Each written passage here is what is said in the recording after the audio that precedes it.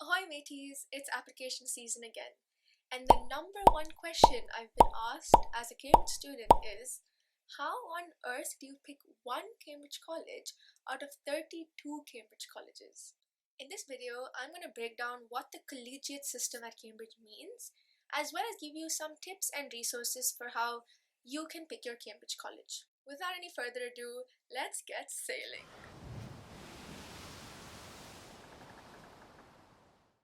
First of all, what does the collegiate system even mean? So when you apply to Cambridge, you apply for a specific course in the university. For example, I am a natural sciences student at Cambridge, which means that I applied for the natural sciences course. Similarly, there are 29 other undergraduate courses offered at Cambridge. The university itself is comprised of departments and colleges. There are a total of 32 colleges, many of which you might have already heard of before. For example, Isaac Newton went to Trinity College, David Attenborough went to Clare College, Ali Abdaal went to Emmanuel College, and I, Shabani, go to Girton College. When you get an offer from Cambridge, you are accepted into one out of these 32 colleges in Cambridge. A college is where you will be staying throughout your time at Cambridge. It is usually comprised of student accommodation, common rooms, library, as well as computer facilities, and a cafe, a bar, and a cafeteria. You can consider your college sort of as a social hub and a ready-made community. It's a great system to ease students into university life, as well as meet students from other courses, all with a common factor binding them. You will find that most students have a lot of college pride. In fact, inter-college rivalry is quite important and frankly quite exciting for Cambridge sports. Every student in a college is assigned a director of studies, that we call a DOS, for academic support, and a tutor for pastoral support, so all non-academic matters. For instance, all first-year engineers at Girton will have the same DOS and tutor. In my college, there are 10 bio-natskis, that is, biological natural sciences students. So the ratio of DOS to bio-natskis is 1:10. This means that there's very close academic attention per student in a college. Your DOS and tutor belong to your college, and over the course of your degree, you will get to know them very well and they will get to know you very well. This makes it easy to approach them for help, be it academic or non-academic help, as well as personalized feedback or advice. Every week in Cambridge, you will have small group teaching sessions called supervisions. Your college DOS will be the one who will organize these supervisions, so in this sense, your college is responsible for arranging your supervisions. On the other hand, the function of the university is to centralize and supervise larger scale teaching. For example, all students doing the same degree at Cambridge will attend the same lectures, practicals, projects, and seminars, regardless of which college that they go to. The examination papers are also set and marked by the university departments. And of course, your final degree is awarded by the University of Cambridge. At this point, you might be wondering, so why exactly does it matter what college that you go to? The answer to this question will differ based on who you ask. But let me give you a brief overview of some of the factors that might come into play. Number one, some colleges are restricted. There are 3 colleges in Cambridge that are called mature colleges. This means that they only admit students who are 21 years of age or older. There are 3 other colleges that are female-only colleges, and that is quite self-explanatory. There are also some colleges that do not offer certain courses, so ensure that you check that the course you want to apply to is offered at your college. Number 2, the distance to your department. Colleges and departments in Cambridge are scattered all around the town. During a normal year, you would be spending a lot of time in your department, be it for lectures, practicals, or using the department libraries, for example. Keeping this in mind, it could be more convenient for you to pick a college that might be closer to your department. This website is an excellent resource that shows where each college and departments are located around the city. Check out the description box below for the link to this website. Number 3, sporting or extracurricular facilities. Some colleges are particularly known to be good in a certain sport or other activity. They might have certain sporting or arts facilities that other colleges may not have. If you are keen on a specific sporting, performing arts, or extracurricular facility requirement, it might be good to research before you apply which facilities which colleges have. There are a few online links that you can use to explore the various facilities offered by every college. The links are in the description box below. Number 4. Food and kitchens.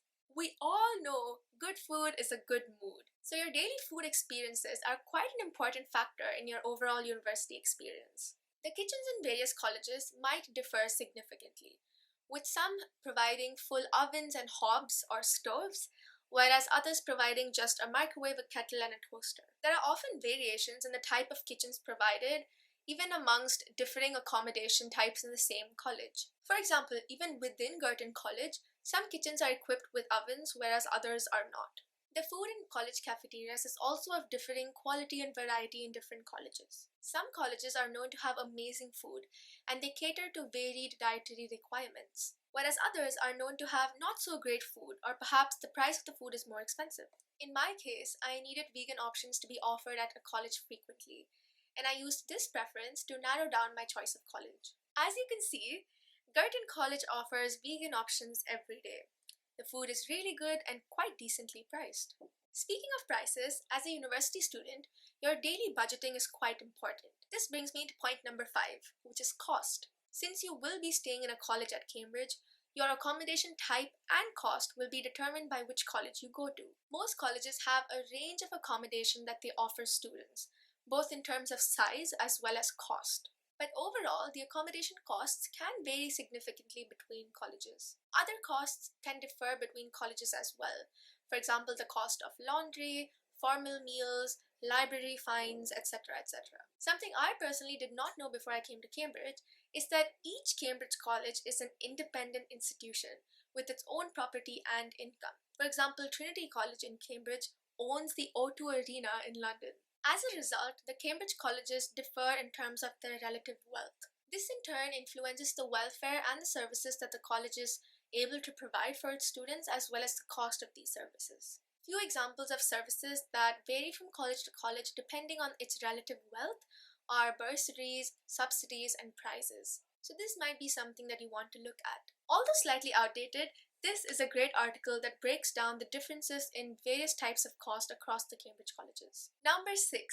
Reputation and vibe. Every Cambridge college has an overall reputation, although it's slightly hard to describe in words. Colleges at the top of the Tompkins tables generally have a reputation of being quite academically focused. For example, the library at Christ's College is open 24/7, and the bathrooms in the library even have showers. Apart from this, in many colleges, the grades that students get in their first year exams is a factor that's taken into consideration to decide their second year accommodation rooms. Similarly, there are other incentives and perks that certain colleges offer to their students for performing well in their exams.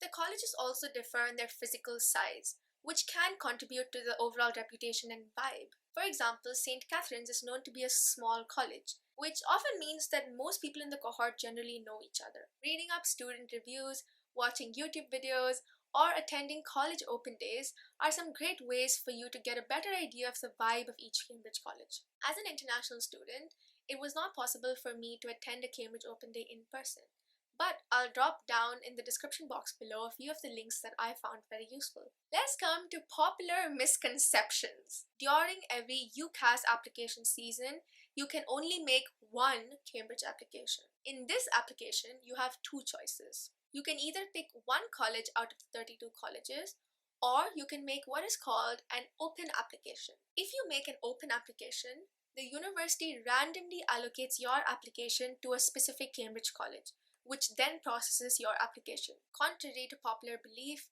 doing an open application does not mean that your application will be considered equally by all Cambridge colleges. On the other hand, if you do choose a college, your interview will be arranged by that college. However, if the college you chose or are allocated to are impressed with your application but do not have space for you in their college, they can put you in what is known as the pool. This means that they pool your application for other Cambridge colleges to consider. I've attached a few links down below explaining this pooling system, and this is precisely what happened to me. In my application, I chose to apply to Churchill College, but I was pooled to Girton College, which is where I currently study at. Last, but definitely not the least, why does it not matter which college you go to?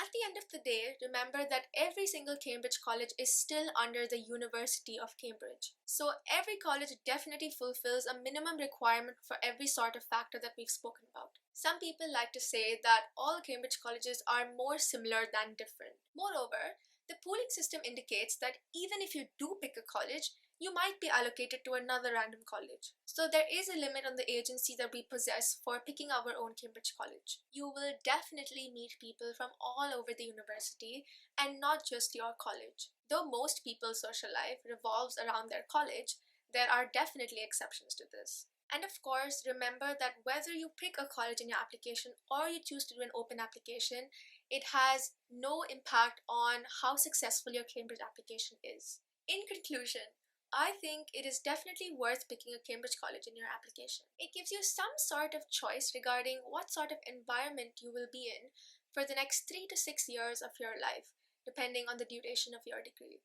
And of course, conducting research while choosing a Cambridge college will give you a better understanding of the entire collegiate system at Cambridge and the vibe of every college, which will be helpful as you integrate into the life as a Cambridge student. I have tried to cover the various factors and things you might keep in mind while choosing a Cambridge college in this video, but there are definitely many things that I have not touched upon. If you do have any specific questions, as usual, please drop them down in the comments section and I will try my best to answer all of them. Please do keep in mind that I myself am a Cambridge student and all of the things presented in this video are my opinions and things that I have researched about. So if you have any specific admissions questions, the best people to contact are those at the Cambridge Admissions office.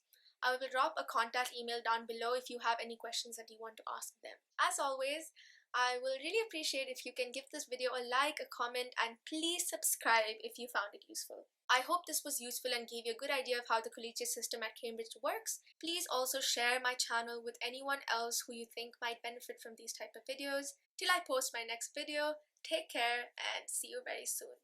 Bye!